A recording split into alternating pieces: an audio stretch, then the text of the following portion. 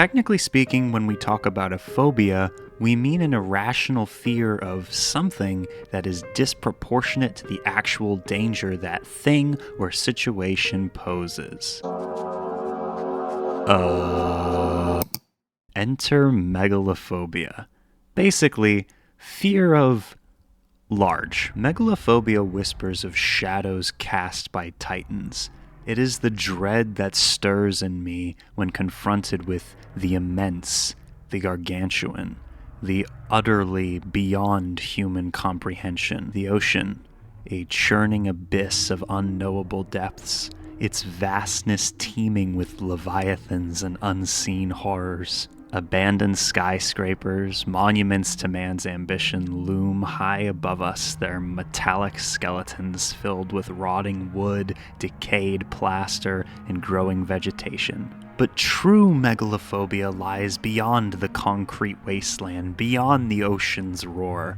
I find it in the contemplation of celestial bodies, stars, galaxies, black holes, each a leviathan of its own, indifferent to our minuscule existence. To gaze upon the cosmos is to confront the smallness of our own being, a chilling realization that can paralyze the soul. Megalophobia is the fear of being swallowed whole by the universe, of being crushed beneath the weight of its indifference, of being utterly alone in the face of its immense grandeur.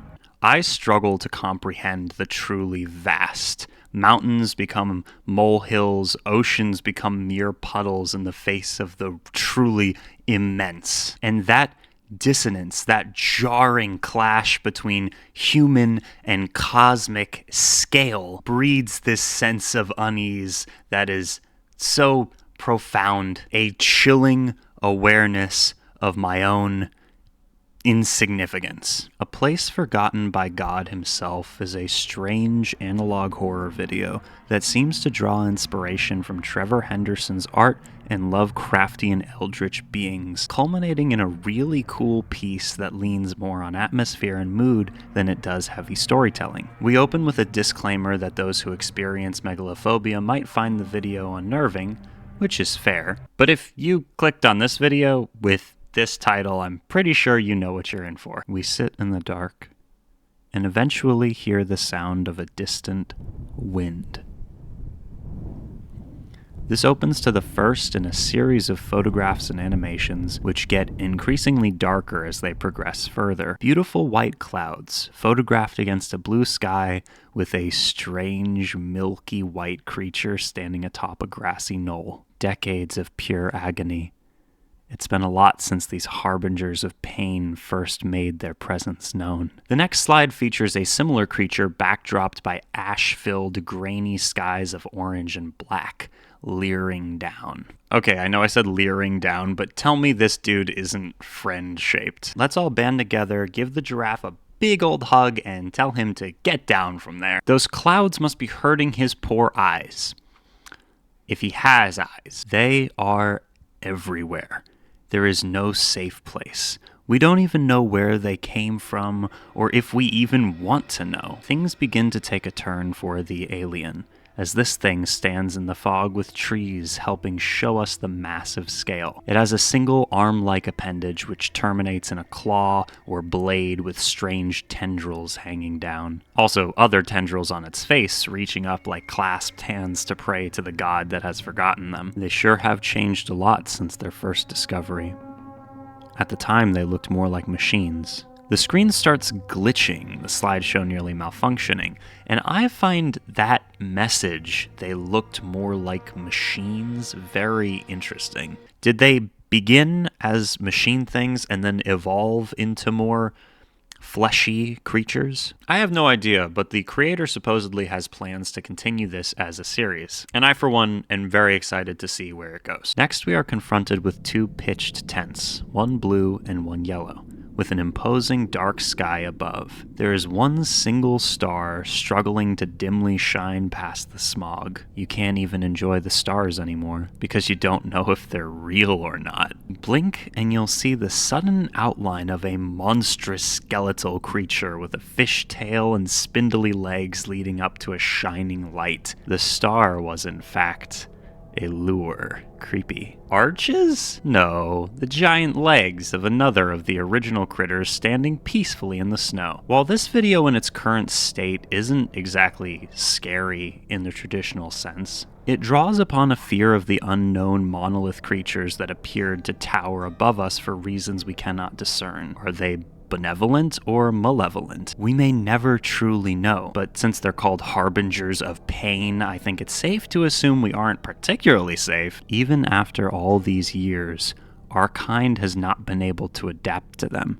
Everything about them seems so out of place on Earth, like they belong to another universe. Here's where things start to get interesting as the themes are tied back to that original fear of the incomprehensible. We cannot adapt. The power of the human spirit to persevere is not enough to stand in the face of such enormity. And then we are confronted with a moral dilemma, one where the human nature of our human selves is drawn even further into weakness. The empathy that we treasure and hold so important becomes our undoing. A broken down, abandoned house with cracked windows and broken boards on the floor, inhabited by a seemingly small specimen of the creatures. Aw, look at him, he's adorable. Sometimes you may even have the misfortune to encounter an offspring, and this often leads to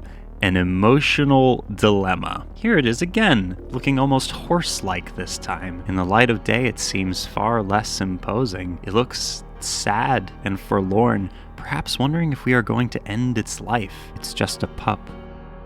It doesn't know that it will hurt people, and that it's a nuisance. So should you put it down now that it is vulnerable, or let it live its life? Whatever choice is taken, most individuals rejoice. Would you have killed him? Let me know down below in the comments if you would have killed the poor guy, because I know I would have. These images are particularly beautiful to me. The tendrils reach up again, and we can actually see the stars now. We reached out for heaven and fell miserably. Recently we began seeing some bigger ones.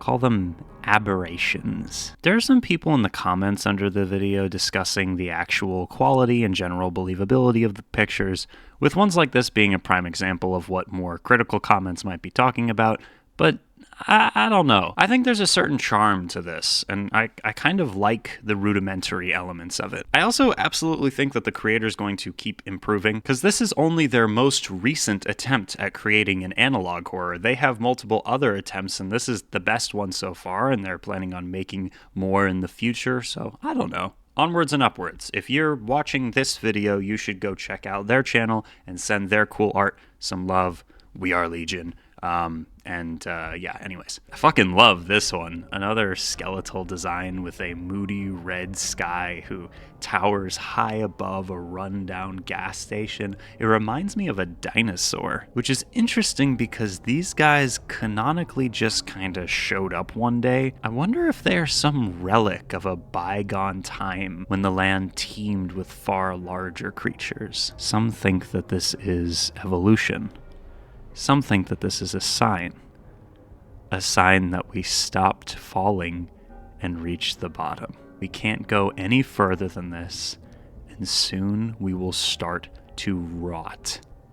And we don't have much time left to plead for forgiveness. The screen fades to black. We began seeing some interesting ones.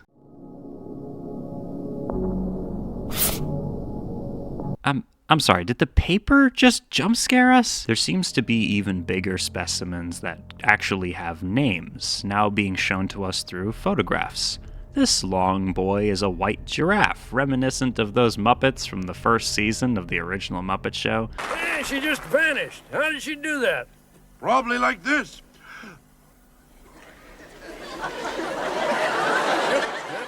how she did it. He's called the Overlooker, probably because he's tall. Not as tall as me, though, as people who know me in real life can testify. Here we have a picture of a uterus, and here we see a shot that was obviously taken from beneath the creature, and it's titled "At the Feet of a Behemoth." We even began seeing some flying ones. I adore this one. Just look at that thing, just floating there. A road trip I will never forget in the presence of a king. Okay, but this is interesting. The only fear response here is based on the size and alien nature of the critters. So far, we've seen nothing to indicate what they actually do. Do they eat humans? I wonder if they make noise.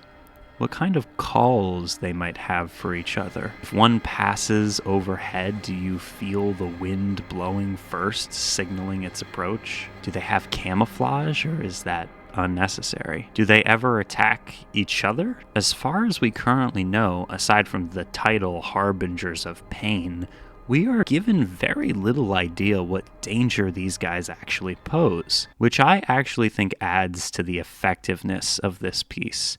It allows us to imagine what they might do, how they might act, and what might happen if we got too close. But even after all these years, all the information seems to lead to one thing: the one above all, the bottom of the well. Notice the ripped newspaper clippings to the side. Government hides up.